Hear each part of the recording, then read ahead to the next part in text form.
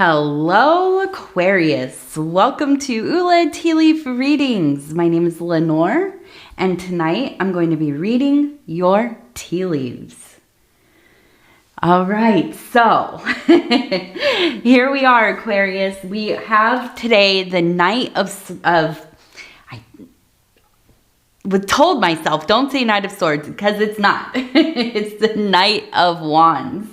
And this is the fiery aspect of fire. So we know that this is like a really passionate, expressive, maybe even kind of reactive, a strong leadership energy, somebody who can speak to groups of people or to people one-on-one, very commanding, right? But even above all of this, it really is about the passion, right? And if you can think of the Knight of Swords, the sword suit, right, which is air, okay, and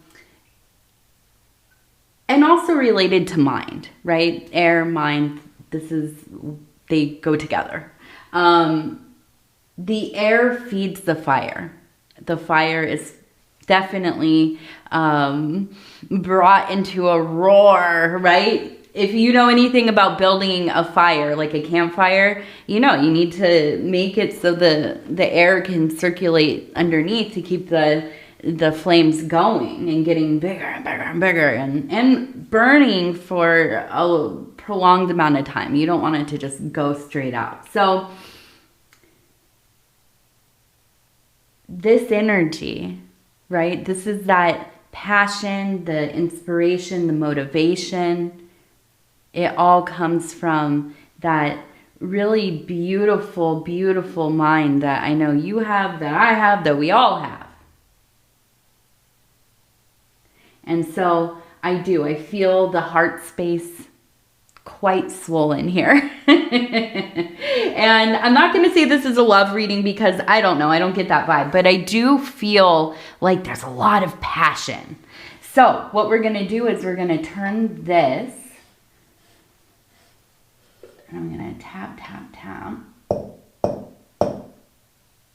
we're going to lift it up and take a look here. We're going to see what these tea leaves have to say. And I want to thank you as well for deciding to click on this reading. I am honestly so honored to have you here, and it is such a huge, I know I say this in every reading, but it truly is such an honor for me, a privilege for me to be able to bring these messages to you. And I can't explain, like I might be PMSing a little bit, but I could cry about it right now. I get all teary-eyed. I do appreciate you all. And let's take a look. Let's see what we have going on here, because I'm seeing, I don't even have to turn the thing yet, but I'm seeing we have the letter PF, okay? Maybe a name, maybe, you know, an abbreviation for something, but we have PF. Now, we also have, and I want to look at this way, immediately I thought of the Ninja Turtles, Teenage Mutant Ninja Turtles. So we have right in here, here's the head, the shape of it, right? And this would be like the cheek moving up to the top of the head. Right here would be the band, right? The little mask that they wear. Here are the eyes, the nose, the mouth. Okay, so I don't know what this means to you. Maybe you're a fan of TMNT. Maybe you have somebody in your life who is or was when they were younger. But this seems like a very prominent image. So I don't know. I don't always know when they're very specific like this. I'm like, okay, who is this attached to? I don't know if this is you or somebody around you. But it does feel profoundly important because look at how big it is. Okay. And sometimes we have people coming through for us that will show us things that so that you know, right? Immediately, you know, exactly, that was my uncle. He was really into TMNT. He passed away a few years ago, or, you know, whatever. I don't know how it happens. I could spend the rest of my life trying to figure it out, but when these kind of images come so clearly, I know there's a lot of energetic force put into us receiving this message. So the other thing that I wanted to look at here on this side is that we have another person standing here. You can see the head would be here. Here's the upper body. Here's the lower body, the legs kind of down in this area. We also have what looks like another person right here. And you can see, it almost looks like they have like a pompadour. This reminds me of like somebody who is into psychobilly. If you've ever heard of that, it's like rockabilly, but it's a little more spooky. That lovely pompadour. So we have the eyes, the nose, the mouth, and it almost kind of looks like they're dancing, or maybe they're like kind of kicking something. Very punk rock energy. So I'm just trying to decipher if we have a little worm right here. We also have the dolphin up here. So the dolphin is an indicator of a very strong psychic ability. And I'm almost wondering if this is maybe a good friend or maybe a sibling that you were very close with when you were young. I feel like it's like you were just two peas in a pod and you got into trouble with, you know, out in the world doing little pranks, you know, wandering on your bike in the streets all day long, riding around town, you know, and just in doing the things that kids used to do. I don't know if they still do them, but hopefully, right? Hopefully kids are still out in the world playing and stuff. But I do feel like this is somebody that you spend a lot of time with. Now, I feel like maybe as you got older, and I'm guessing this is more them, Aquarius, that they started to rebel quite a bit. And I think even to the point where it was like so much trouble, and it was serious trouble, not little stupid things like, you know, you threw a rock at like an old shed that's falling apart in the woods, you know what I mean? Like not that, but like something more with the police or, you know, the law, or maybe even getting in trouble at school or with parents or, you know, whatever it is. But I feel like you had to kind of maybe back off a little bit from this friendship. And I almost wonder if maybe they passed away pretty young. That or maybe life just took them in such a different direction that you lost contact with them, you know, and all these years later, I feel like maybe there is a sense of wanting to reach out or, you know, try to have some kind of communication, even if they have transitioned. There's something here that hasn't been settled. And that's really what it feels like. I almost wonder if you have a little bit of survivor's guilt or kind of this guiltiness of you pulled away and you kind of, you know, continued on with your life and you met your goals and you continue to do so. And, you know, things have been, you know, I'm not going to say you have a charmed life, but you're very blessed, right? And you've worked super hard for everything that you have. But you can't help but feel like if I could have just said the right thing, or, you know, asked for the 50th time, you know, that one last time maybe would have changed something, or, you know, whatever it is. But, you know, I think that this isn't something that you're constantly thinking about, but I do feel like it does come up, right? And it is something that, I don't know, it feels like you're holding a lot of pain, but also guilt, right? That's the big thing, the guilt. Okay, so we're going to move this way.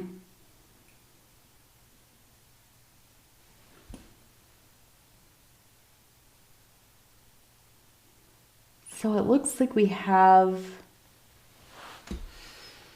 a feminine energy, and we can see the head here. Here is kind of the upper body, and it looks like the arm is kind of reaching out this way, maybe even pointing. Okay, we have a bird kind of perched up here, either on the shoulder or on the head, and as it comes down, oh, and it looks like maybe a cat right there on the shoulder. Now it looks like a long skirt right here, okay? But also, if you kind of block this part right there, okay, you can see down here, right here, and the eyes and the nose and the mouth, or maybe the mouth is right here, but also stripes. So kind of a stripy cat face. She's pointing down at this thing. And this reminds me of a mirror. It reminds me of that eye from Lord of the Rings. I forget what the eye's called. I was never that super into Lord of the Rings, although I'm a casual enjoyer, I guess, of Tolkien. I have a great belovedness for Tolkien. I'm not a fantasy person really, which is odd because I live in the fantasy world, but I'm not super into fantasy stuff.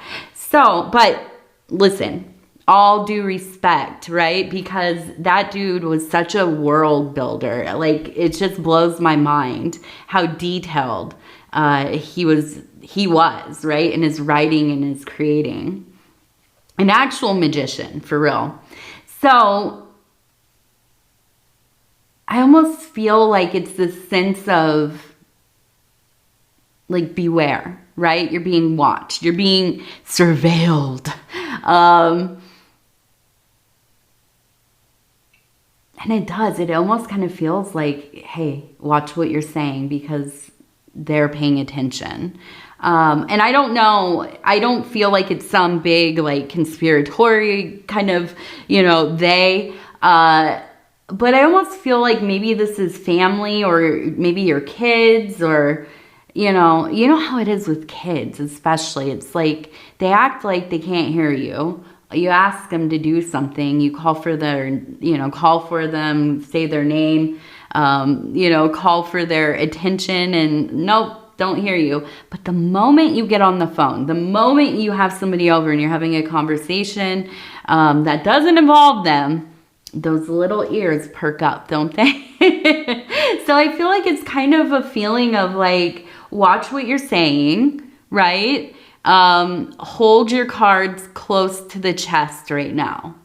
Okay. What does that mean? It's like when you're playing poker, you don't want to hold your cards way down because somebody could see what you have. So you want to hold your cards close to you so that you can protect, your secret. And yeah, I feel like it really is. It's kind of this, just be aware of your surroundings, the people that are close to you, even like at work, right? Just to be aware of what you're talking about, who is hearing you, and so on. But also this feminine energy really has the energy of kind of almost like a fairy godmother, but not quite the fairy, right? It feels like somebody who is really interconnected with animals. That's the big thing. We have the cat head down here. So I wonder, you know, is this person kind of, you think of them and you're like, oh yeah, she has a lot of cats, or you know, she's always got some cats coming through. Maybe they foster, maybe, you know, they are, you know, just, they love to have cats. I don't know. But I also feel like there is a real, because we have the bird up here and we have another bird right here, I almost feel like this is somebody who is very intuitive at the least, but also probably quite psychic, okay? The interesting thing that I'm getting from here is that there's somebody who will say to you what most people will kind of smooth over, or even just absolutely avoid talking about. Like, they don't want to make you uncomfortable. They don't want to say something to you that's going to upset you. They don't want to be the one to bring bad news, or, you know, whatever. But this person, they're like a straight shooter. They absolutely are going to tell you right there, you know, something's going on or this or that, but they always, I mean, it's almost like, I feel like they just have no, I almost wonder if this is like a family member, because it feels like they have no qualms with being like the person that will communicate, maybe communicate to the family, or, you know, there's always that one person in the family that can talk to the doctors, right? That person in the family that has the information about people's backgrounds and, you know, maybe their medical stuff, or they're the person that, you know, if something happens within the family or the friends group and everybody's like, let's not tell them, or I don't want to bring it up, or I don't want to be the one to say anything, they will do it. And I don't think it's because they enjoy bringing bad news, because there's definitely people in the world that love delivering bad news. I always laugh, like, when people are on, and I've done this too, of course, we all have, but like, they have to be the first one to tell you, like, some celebrity has passed away, or post about it, or, you know, whatever.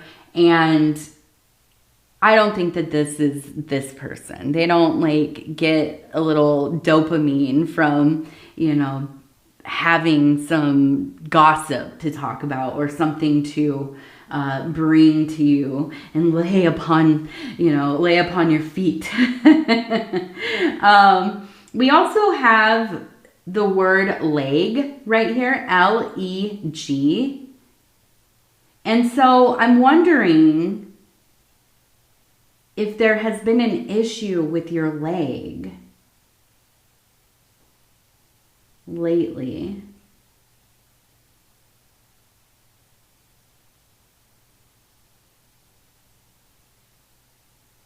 We also have the word valley, V-A-L-L-E-Y, valley.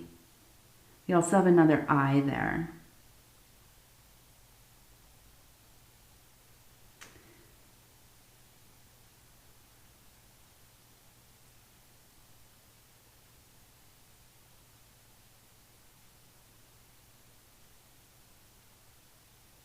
I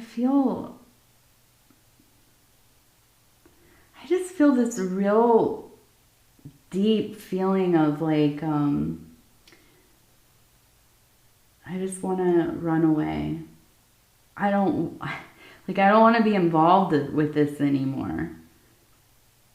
I'm just tired. I'm tired of this. I'm tired of all of it. I feel like and the recent readings have been similar. Same kind of energy, this, like, longing to disengage yourself from all of the kind of tedium and moments of these like emotional outbursts and arguing. And I feel like your family, and I don't know if this is like your family that lives with you or if this is like extended family. I just feel like there's been a lot of turmoil the last few years. And I feel like somebody important to the family has passed away. And I think that this is part of why there's this kind of vying for position within the family and kind of some kind of power, right? To be able to make decisions or, you know, kind of be the one to command everybody. Oh, this is what we're doing. This is how we're doing it, you know, that kind of thing. And I think for you, it's just like, you want peace. You want things to be easy. Because life hasn't been easy. Especially not the last years, right? And you're at a place where it's like, I don't care what I have to do or if I have to, like, you know, go non-contact or limit my, you know, people's access to me. Maybe I have to move or maybe change jobs or, you know, whatever it is. But I feel like it's like you're willing to do whatever because you've had so much trauma and these tower moments, these like life-changing events in your life, one after another these last years. And you want to just be able to like leave work and come home and have a peaceful existence, like at least a little bit of ease. So walking into a situation where everything's heated, people are, you know, sulking or passive aggressive or straight up arguing, fighting, you know, going on, and all of that is it's just too much. It's like a loud siren going off, right? You don't want to stay in a room with like a siren going off, right? It's just, so I feel like you've just reached your point, right? You've had your fill of it all. Now we also have KT and a heart. So there seems to be a real fondness and love for Katie, KT to be exact. It could be initials or a nickname or, you know, something along these lines. But what I really see happening here, we have a person sitting here. You can see like in this kind of meditative state. And we have kind of this, it looks like, it almost reminds me of the motif of Hellmouth. And those are the eyes, and this is the mouth right here. And so Hellmouth is it's a motif in art and mythology. You've seen them, maybe pictures of them. People used to carve them and put them into stone. And basically what it is, it's like kind of usually a kind of grotesque face with its mouth wide open, kind of like it's going to eat you if you walk in there. And it's a entryway to often like a, you know, some kind of cave or tunnel system or whatever. And it is supposed to represent the portal or entrance to the underworld or hell, right? And that's why it's called Hellmouth. And if you look up the like paintings of it, you'll see there's just like tons of people being crammed in there. And it's, you know, it's kind of grotesque. But I feel like for you, it's not that you are descending to the underworld, like, you know, literally. But I do feel like you are processing through some of this shadow work. And I think you're just becoming acutely aware that you are unwilling to waste your life anymore. Like, it's going by so quickly as time does. And I think we all have these moments where we start to really become acutely aware of the fact that I might be misspending my time, my moments, my, the minutes, the hours of my life, the days of my life, the weeks of my life. And you realize, like, I can either continue to do this until, the day that I drop or whatever,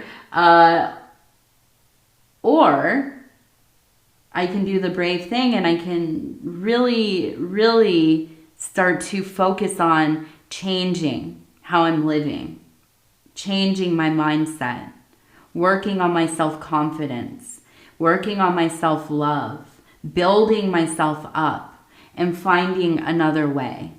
Because right now it's not it for you. But, fear not. You're a powerful being. You're fully capable of building the life that you want. I know. It's like, okay, well, tell me how. I don't know.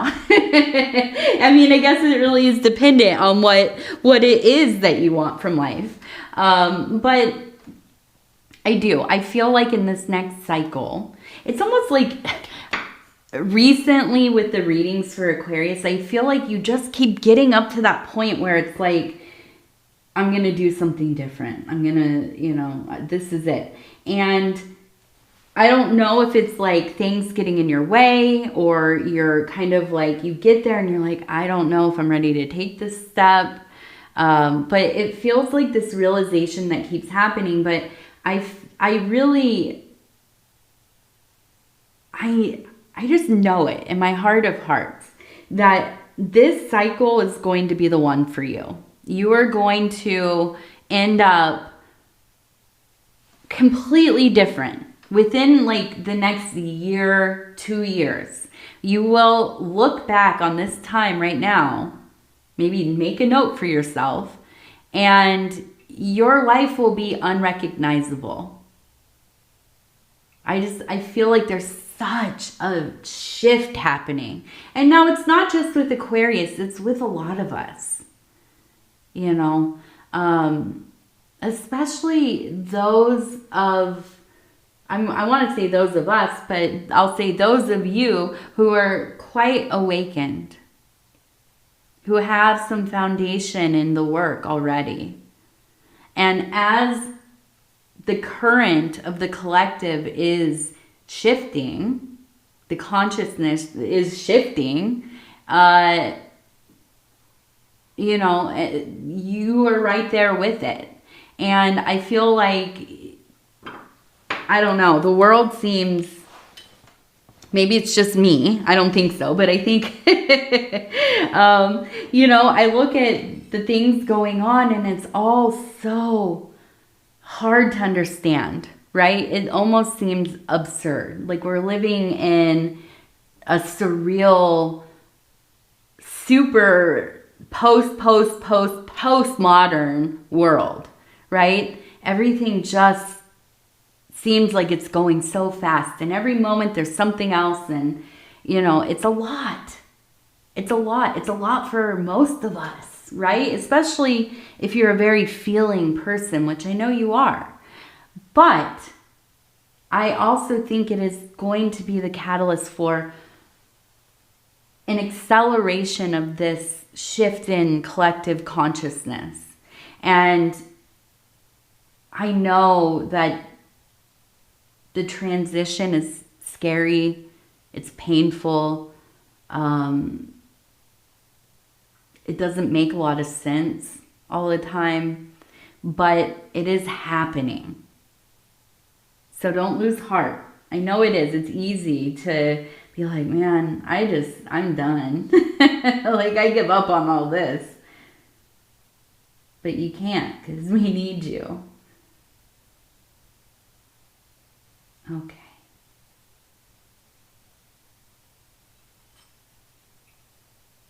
So we have, it looks like a mother figure and a child who also looks like a girl, or feminine. We have a heart beneath. We have a heart right there as well. So to me, this, I mean, it's very like kind of on the nose, right? I feel like this is very much about your relationship with your mother, or maybe a daughter, or somebody you took care of, you know, somebody that you, maybe a niece, or maybe you're a teacher and you had a student that, you know, you just had like a deeper connection with.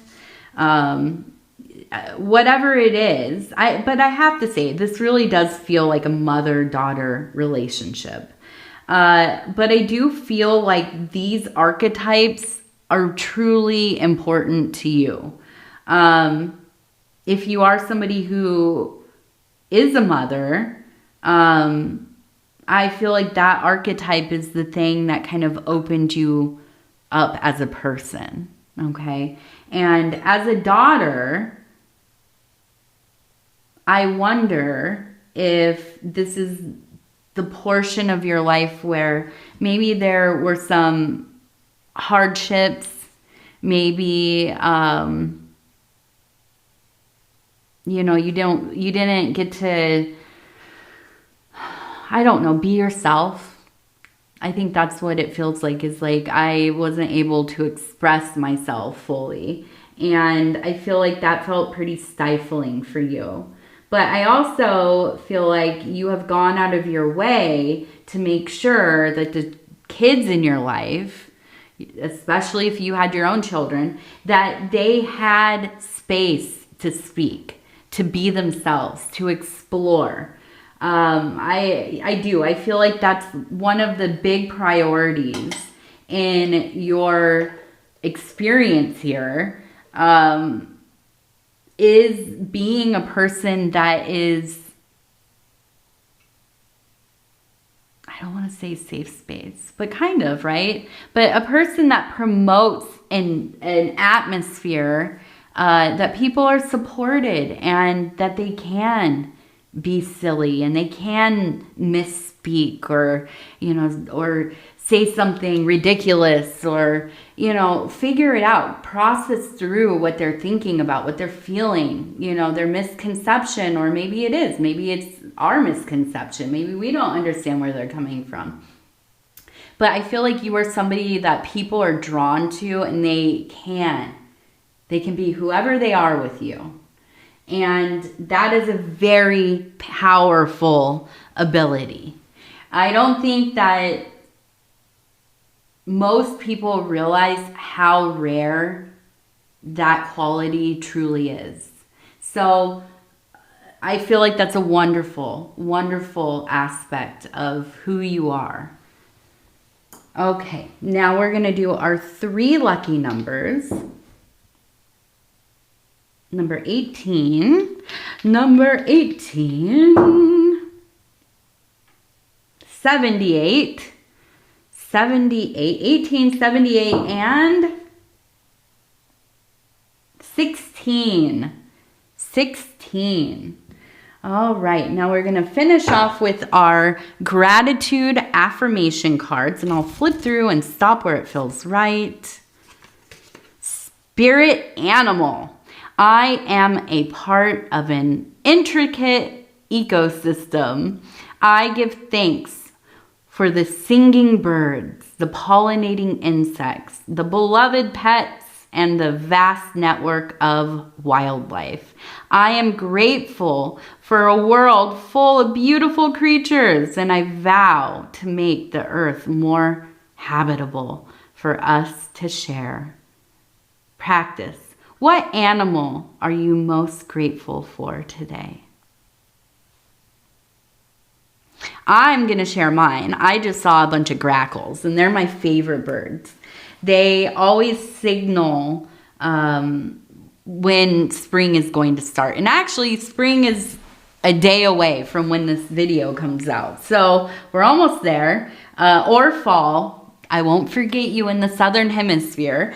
But I saw some grackles out in the back. They travel with starlings and the, what are they called? Starlings and the red-winged blackbirds. They all kind of group together and migrate. I didn't know that. That's what somebody told me last year because they all show up at the same time. And anyways, so I'm excited. I'm happy for some wonderful warm days, but also tomorrow we're supposed to have a blizzard, so oh my goodness. Now we're gonna do our inner child oracle cards. I always want to say affirmate. They're not. They're oracle cards. Okay, and we'll flip it over. Write a letter. Write a letter to your inner child. You heard the cards. I was going to say, you heard this lady here. You better write a letter to your inner child.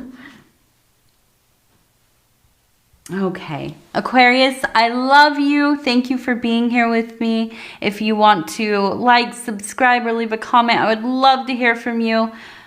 Other than that, again, I'll say I love you. Take care of yourself. I hope you haven't been impacted by all of the things going on, but especially the weather. There's been a lot of weather stuff lately.